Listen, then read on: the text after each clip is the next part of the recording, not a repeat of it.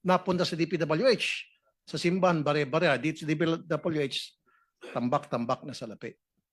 Now, bago sa aking question, bukod sa flood control projects, ghost projects na pinasok ninyo, na kung saan naloko yung gobyerno ng malaking pera, pati ba naman yung mga pinagyayabang nyo mga sasakyan, niloko nyo ng gobyerno dahil halos karamihan doon na smuggled, hindi ka nagbayad ng buwis. Pangatlo, sinabi mo dito noon na ayaw mo magbitaw sa yung negosyo kahit napalugi dahil naawa ka sa mga trabahador mo. May report sa DOLE na nang-api ka ng mga trabahador mo.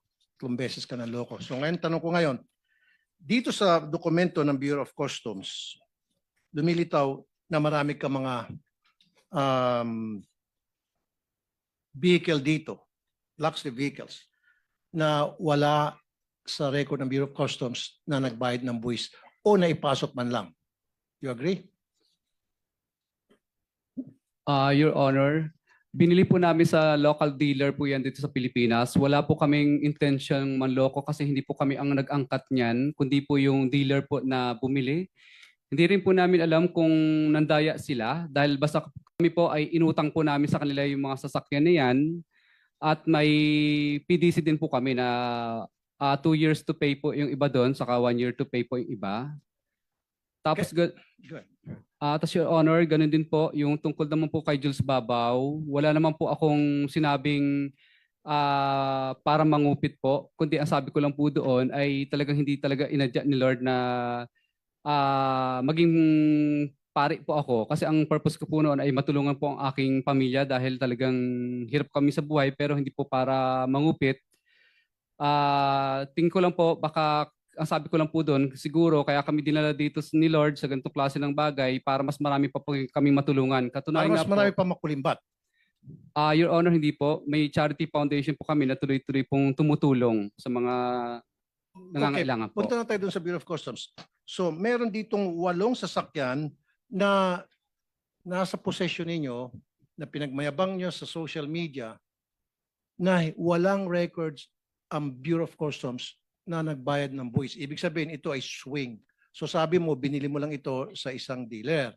Kasi ang gagawin ko, patatawag ko yung dealer, papatawag ko yung consignee, at dahil pagpipilian, it's either yung consignee magpapakulong o ikaw ipapakulong niya.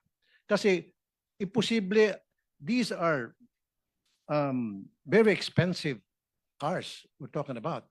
Millions and millions of pesos. Imposible, hindi mo tatanungin yan. Yan ba mali sa papel niyan, pare?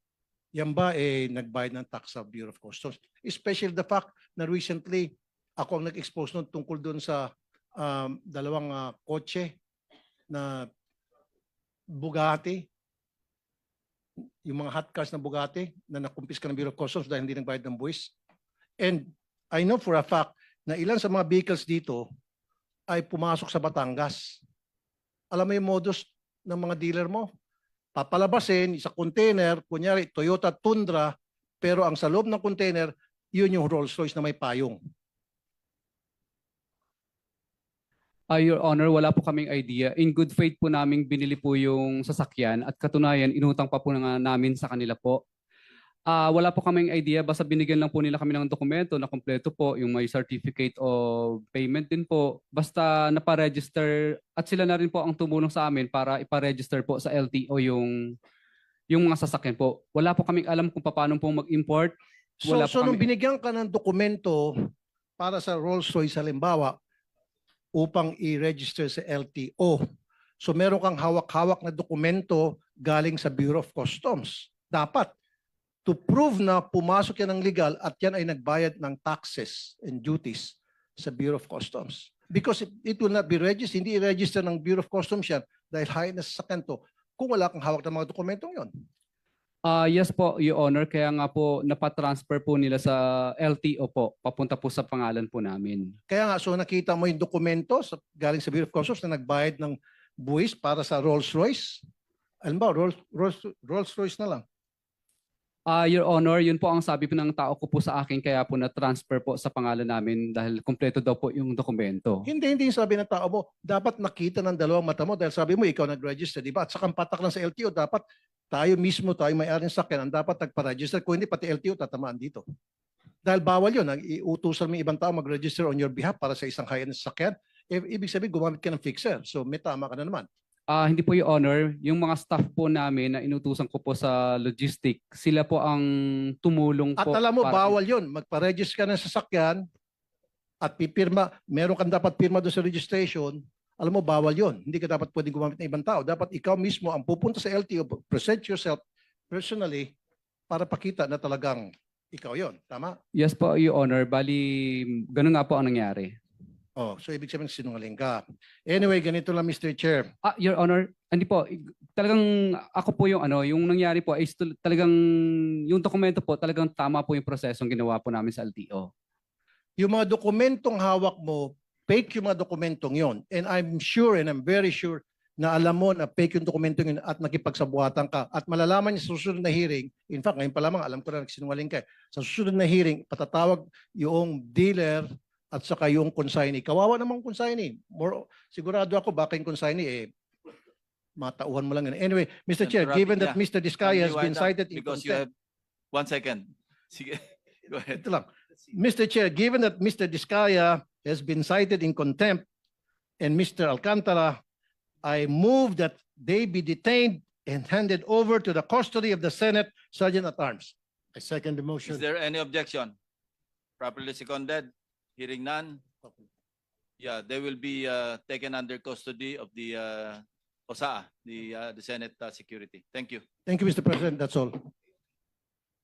So we will extend up to 12:30. So Senator Jinggoy can reclaim his 3 minutes, last remaining 3 minutes. After that, we'll go on break and then we come back at 1 o'clock.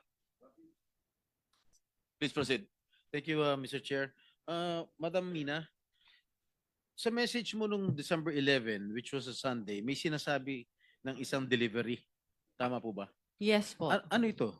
Para saan at para kanino? I meant by delivery po are the documents na hinihingi niya po for the processing po ng joint venture with the supposed contractor. Hindi pera ito.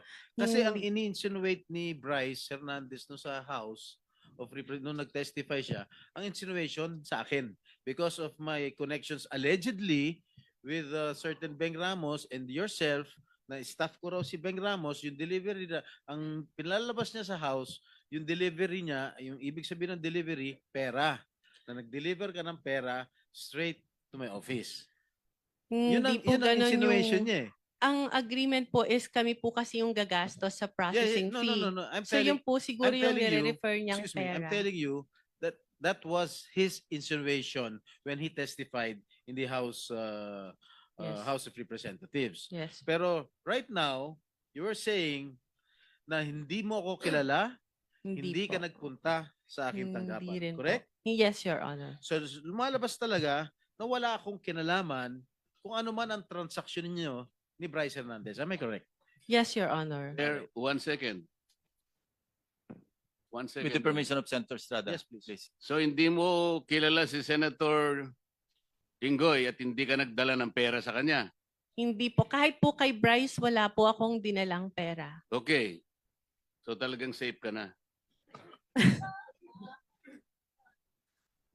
Please continue.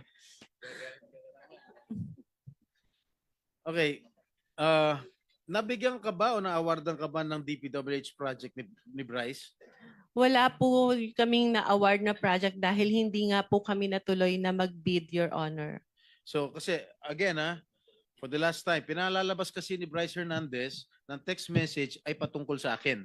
Okay? Very clear yan. Pero mismo ang taong kausap sa text ay nagpapatunay na kayo na wala naman akong kinalaman dyan. Can Wala you please po. confirm? Your Honor, ang usapan pa lang po namin is magkakaroon pa lang po ng joint venture para po mag-qualify po kami. And for that, sa ganyang pagkakataon po kasi, meron pa pong invitation to bid and hindi ko pa rin po alam kung ano yung project specifically dahil nga po over the phone lang kami nagkakausap.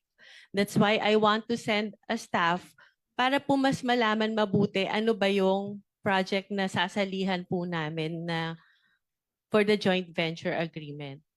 Before you proceed, Senator Jinggoy, committee welcomes DOJ Secretary Crispin Boying Remulla to the Senate. Thank you. Thank you. So, tapos na ako sa'yo, Madam Mina. Tiga Sambales Nice ka to pala? meet Tiga you, sir. Sambales ka? Opo. Lumaki ka Sambales? Yes po. Marunong ka magsalita?